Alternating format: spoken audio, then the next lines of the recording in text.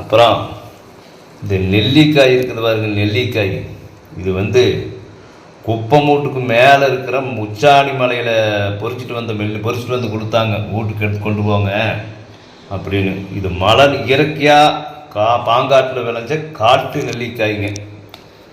அப்படியே பாருங்கள் இப்படி இருக்குதுன்னு, பவுனாட்டு இருக்குது பாருங்க. இந்த ஒரு நெல்லிக்காய் போதுங்க நம்ம உடம்புல இருக்கிற அத்தனை கழுவி மடிச்சுட்டு வந்துடு. இந்த சுகரு, கேன்சரு, அது இது எல்லாத்தையும் இந்த ஒரு தடுக்குமுங்க. இது ஒரு நெல்லிக்காய் போதுங்க.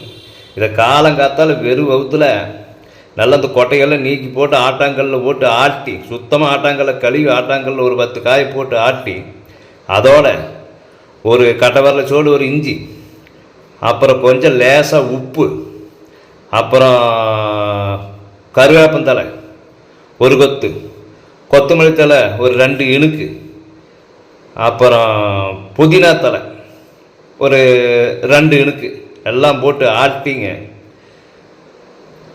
நல்லா ஒரு வடிகட்டி வச்சு வடித்து நல்லா இந்த சொம்பு நிறைய காலங்காத்தால் வெறும் வகுத்தில் ஒரு 48 நாளைக்கு குடிச்சிட்டோம்னா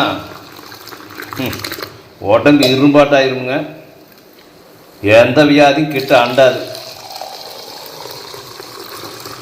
அதை பழக்கப்படுத்திக்கிங்க.